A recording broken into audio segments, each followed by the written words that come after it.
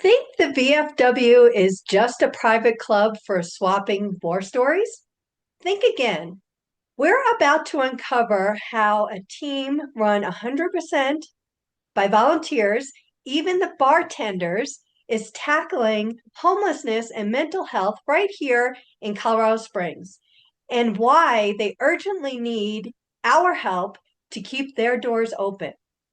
Hi, I'm Sandy Zuniga, the founder of Colorado Springs Town Tidings. Be in the know on the go for all things Colorado Springs, delivered right to your inbox.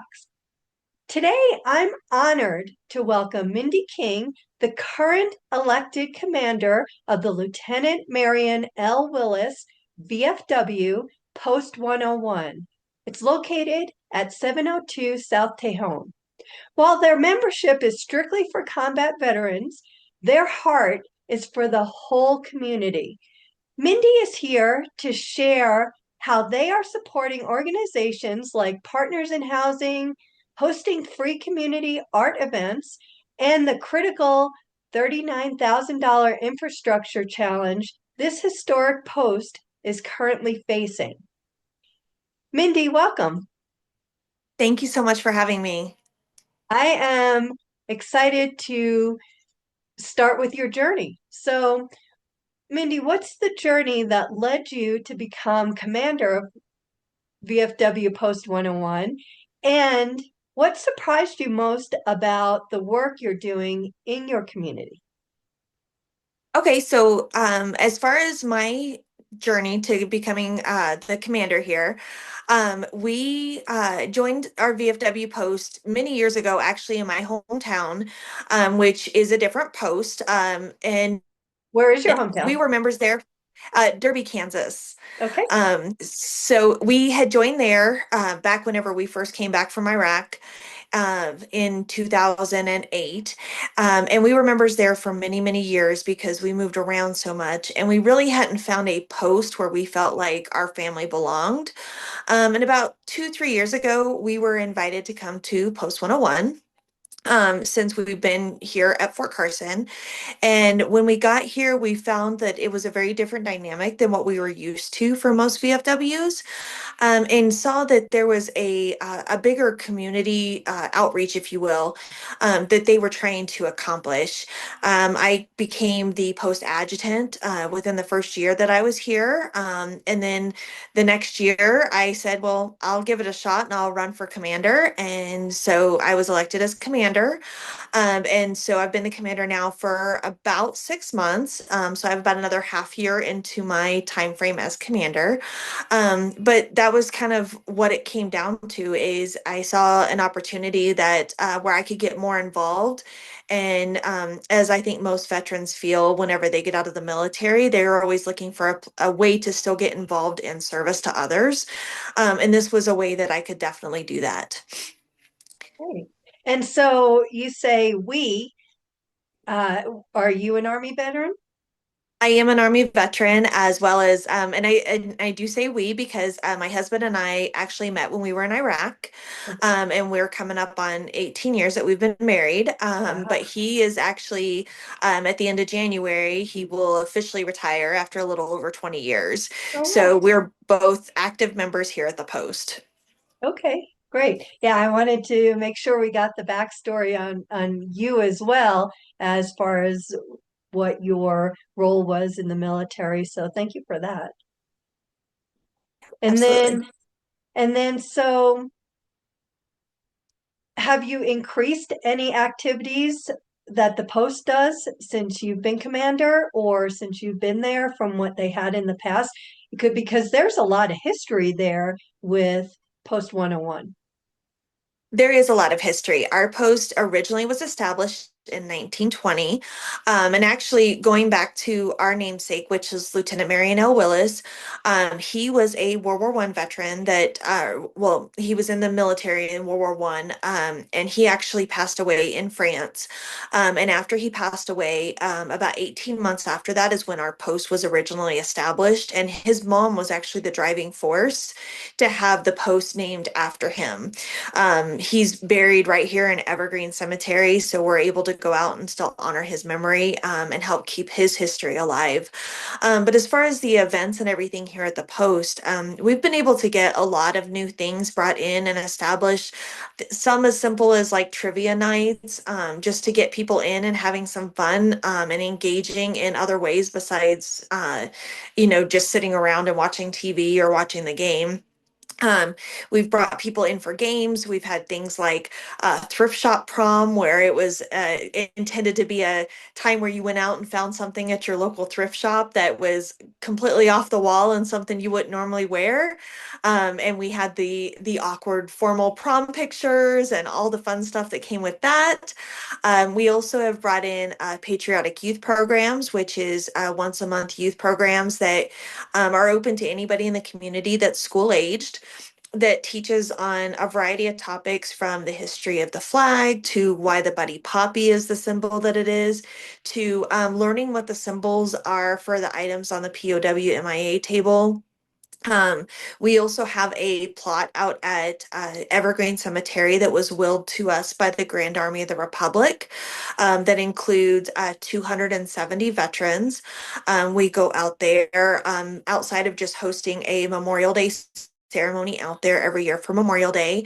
Also go out there in the last year and a half. We have fixed and raised 15 headstones that were sunk, some as far down to where you could only read the veteran's name. Oh, wow. And so we've worked with Evergreen Heritage, which is the nonprofit out there. Right. We've worked side by side with them to ensure that we're doing it the proper way that's not going to damage the headstone. We've also cleaned every one of those 270 headstones. Wow.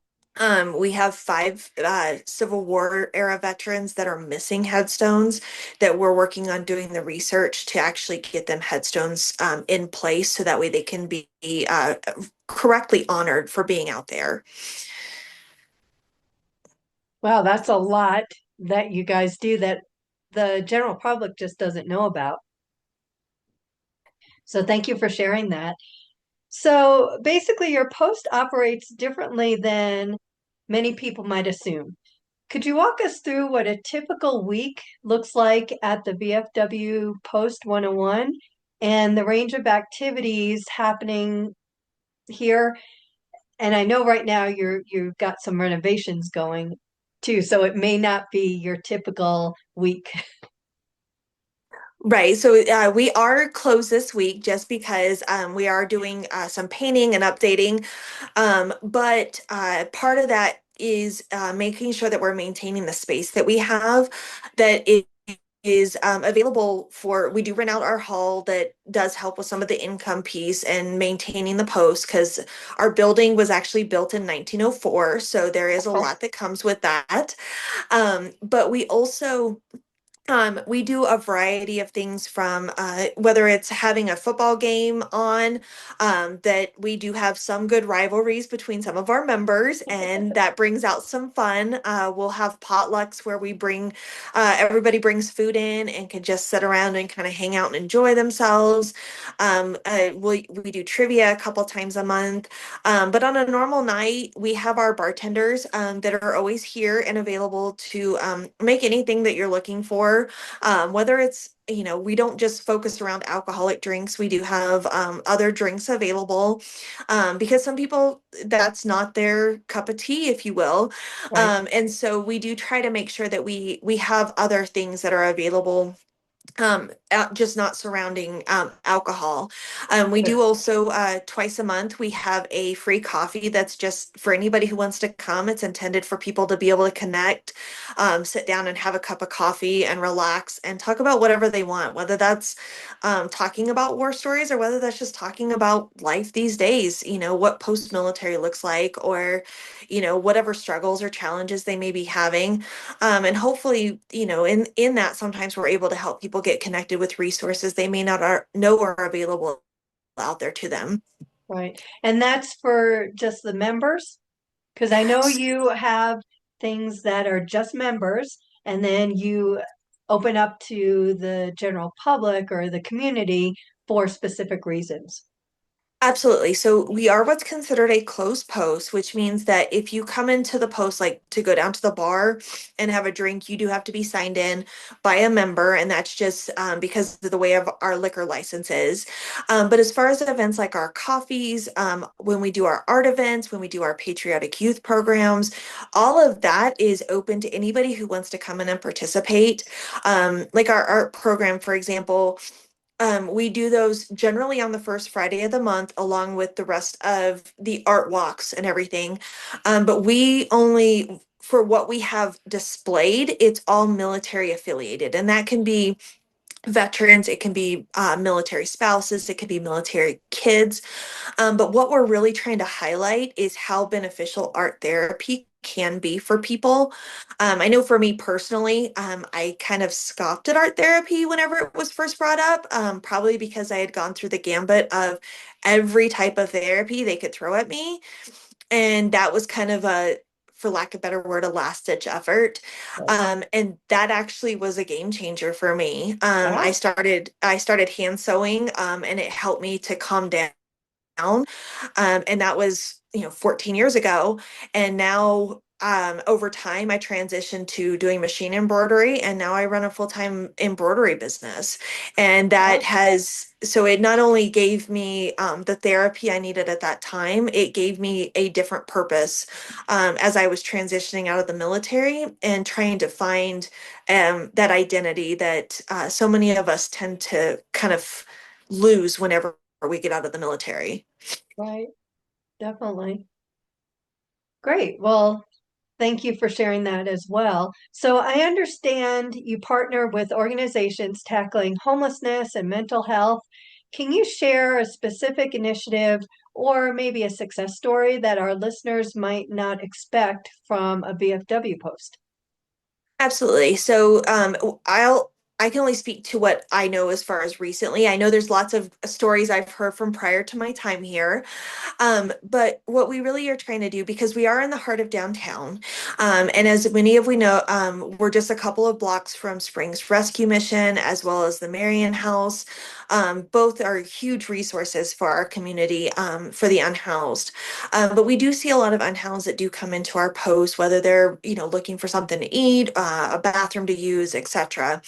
Um, so we try to find the things that are needed by those individuals in our unhoused community and help to try to collect those items that we can provide.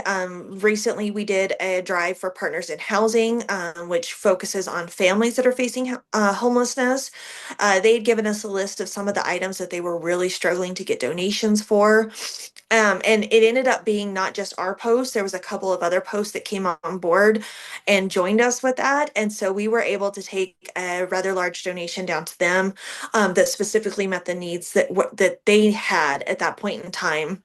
And we keep an ongoing conversation with many of these organizations to try to make sure that we can fill in those gaps when they are really struggling to get those gaps filled. We're also currently a drop-off site. There's an annual handout that's coming up in a couple of weeks.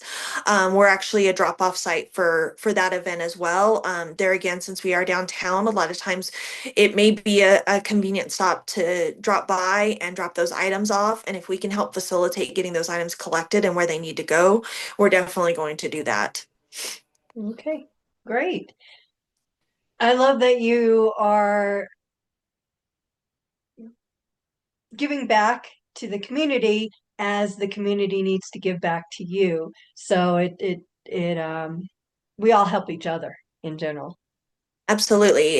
It's one of those things that if we're not working together, whether that's the community, us giving back to the community or vice versa, we all make things so much more difficult for ourselves. But when we work together, and that's why we do try to partner with these other organizations, we try to work with other veterans organizations, as well as just our other VFW posts to try to make a collaborative effort because at the end of the day, most of us are trying to support the same population. So why not work together and try to multiply our efforts? Right. I totally agree. So running an organization entirely with volunteers is kind of difficult in general. What motivates your team to donate their time when many similar organizations rely on paid staff? I think that's a little bit of a tricky question. I think it's really a matter of having the right people with the right mindset. We've been very lucky that we have a lot of members that really see the value in what we're trying to do in the community, and they're looking for places to get connected to where they can work together as a team to give back to the community. And so I think how we present what we're doing in the community makes a big difference. And having more of an outward focus versus an inward focus. But that goes both ways because when we have an outward focus and then we share when we may need a little bit of support, we've been very blessed with people who show up to help give us support whenever we need that support. And so we're not solely relying on the volunteers within our organization. We have other people that are outside in the community that do come in and volunteer. Like I mentioned, we're working on painting this week. We had a member and his family from another post that came to volunteer yesterday, and then he came back today. Our auxiliary president's Spanish teacher from when she was back in middle school is actually up here today helping us. So you see a lot of when you are, like I said, whenever you're out helping to try to support others, when you do ask for help, a lot of times that support does reciprocate, and it makes everything so much easier whenever everybody feels like they're getting something out of the interaction. Right. And that just keeps you motivated just to keep coming back for more. Absolutely. Yeah. So you mentioned the building is was constructed in 1904. That is a pretty old building. It is. Yes. So, and a lot of maintenance, I'm assuming. So let's talk about the elephant in the room, the $39,000 HVAC system you urgently need. Yes. So last summer, our HVAC system went out. As you mentioned, we are a very old building, and I like to joke that our building is the gift that keeps on giving, no matter what type of challenges or anything we have. So we tend to find new things to fix all the time. But unfortunately, most of those things that we come across are things that we have people that are skilled within our post to be able to fix. When it comes to things like electrical and HVAC, we have to reach outside, and that comes a lot of times with a significant cost. I mean, we're looking at a commercial building, and our post is a nonprofit, and so the majority of the funds that we do receive and that we fundraise for throughout the year goes right back out into our community. We receive calls on a weekly basis, if not more frequently, for fellow comrades, veterans that are in distress that need support. And most of it is financially. So that drains our funds relatively quickly. And so with that being said, us needing to make a almost $40,000 repair to the post means a lot of extra fundraising and really designating special funds to try to support that. We've been able to get close to the point or close to about 25% of what we need at this point in time. But we're still very short on what we need to get. And so that is something that we're really working on and really trying to reach out to the community for support. Even with simple things like we've set up um, a we have a Give Butter account, which is a similar to a GoFundMe, but it's for nonprofits specifically, where people can go on and even set up recurring donations. And so, what we've been kind of challenging our members with is committing to donating $1 a week. So $52 a year. And there again, it goes back to that team effort. If we each committed to donating $52, which in a larger sense sounds like a lot, but when you're talking about setting it up in a recurring type fashion, whether that's in a, on a monthly basis or on a quarterly basis, I mean, it's less than a cup of coffee anymore. And so when you factor that in, if each person does a little bit, um, it's going to add up in the big scheme of things. And so that's what we're trying to do right now is kind of put that challenge out there and say, hey, would you be willing to designate $1 a week to help support? Well, with those numbers, it'll be another century by the time you can get another HVAC system in. But I appreciate the thought every little bit helps. Absolutely. So we're just, like So, I said, it's one of those things. If we have 100 people do that, that's, right, $520. So it's just, it's a little bit at a time. And I'm sorry, that would be $5,200. So it does add up. right, right. So, just in your perspective, what do you think would be lost if Post 101 couldn't maintain its physical space? We would lose a home. One of our even newer members, after we got done painting yesterday, we were kind of sitting around and chatting a little bit. He's been a member of our post for 9 months now. So not a significant amount of time. But we were talking about it and he was like, this is like my second home. He was like, this is where I feel like, if I'm having a rough day or something like that, this is where I can come and I can talk to other people that have been to the places that I've been and been through some of the stuff that I've been, and I'm not judged and I'm not looked at like what's wrong with you or anything like that. And I think that's really what it comes down to is you run the risk of losing a community for these veterans, a place where they feel safe, a place where where they're not judged, a place where they can connect with other people. And that's one of the things that's when you're getting out of the military and you're losing that brother and sisterhood that you have in the military, it's very easy for people to get lost and feel lost very quickly. And that's where we start seeing those suicide numbers rising. And so it's not just a matter of a building, it's a matter of a community and a place where people feel like they belong. And to lose that would be detrimental to our veteran community. Okay. And how many members do you have now, did you say? We have 453 members that belong to Wow. our post currently. Wow. And what what's the capacity inside the building? How The many people can? capacity, yeah, the capacity inside our building is about 170 people between our upstairs and downstairs. But about half of our members actually don't live here locally anymore. They've moved either when they retired or they may have PCS somewhere else, but they've maintained their membership here because that's where when they come back to visit or whatnot, they like to be able to feel like they're coming home to an extent. Oh, wow. Okay.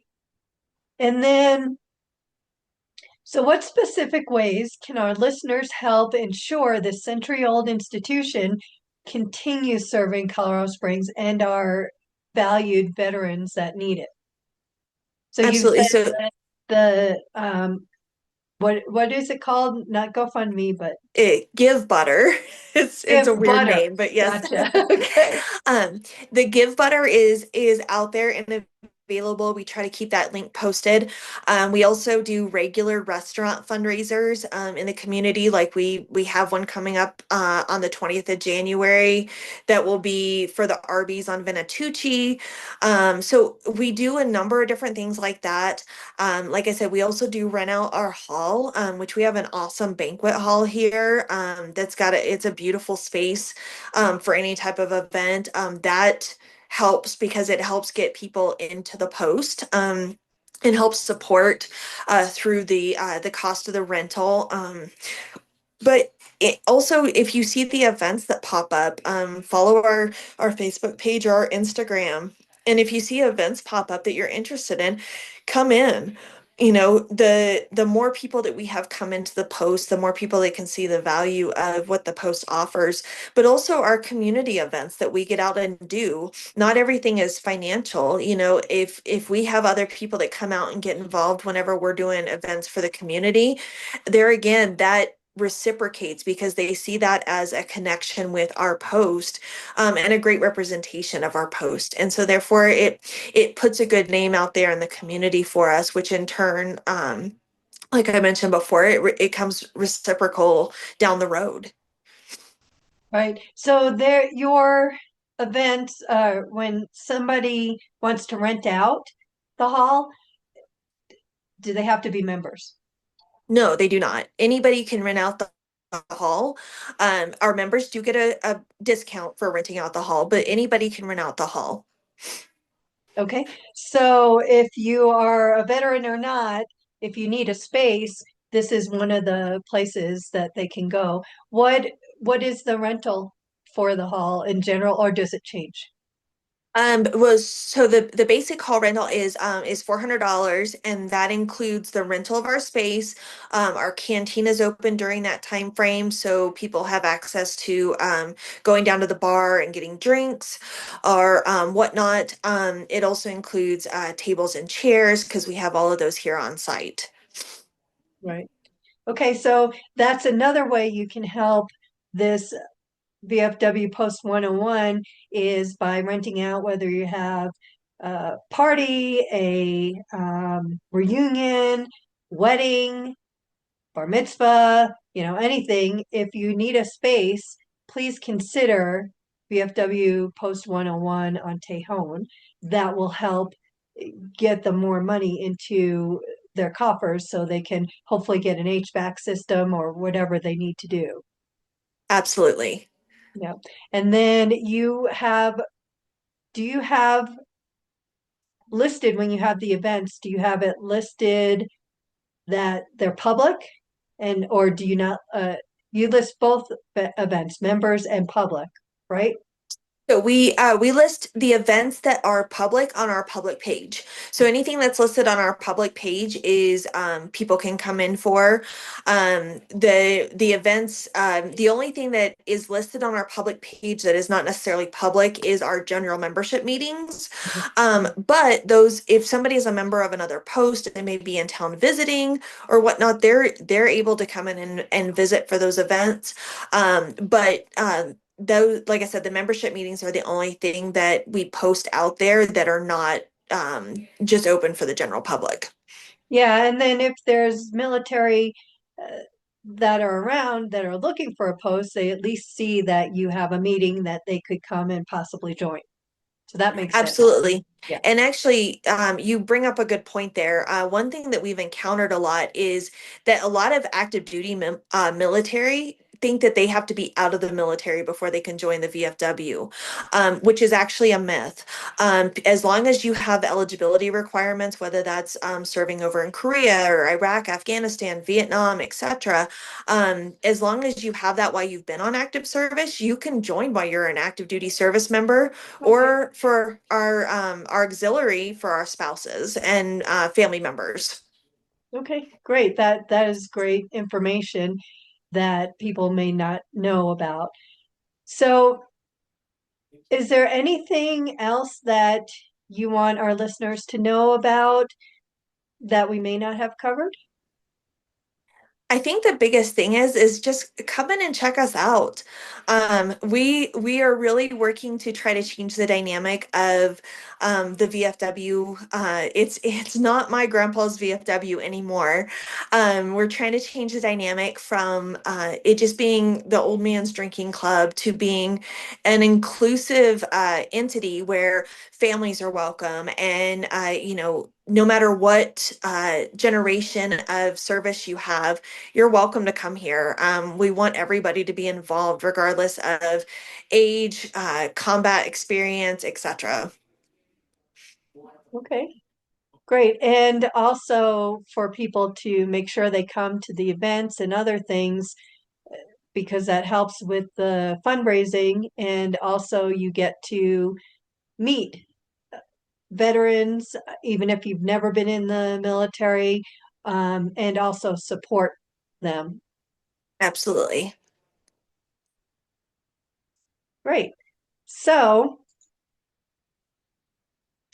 I'm glad we covered quite a bit here. And Mindy, thank you for sharing the incredible work happening at VFW Post 101. Your team's dedication to supporting both veterans and wider community has a story worth telling. And these stories, I believe, should be out there. The stories that reveal the heart of our community. For those inspired to help with the HVAC system, or challenge, as we'll call it, or get involved with the Post 101's community initiatives, visit vfwpost101.org or find them on Facebook. Just put in VFW Post 101 Colorado Springs. And if you'd like more stories like this, celebrating the people and places that make our city special, subscribe to Colorado Springs Town Tidings at cos.towntidings.com. I'm Sandy Zuniga, celebrating our city one business and organization at a time, and I'll see you next week. Thank you so much for joining me, Mindy. Thank you.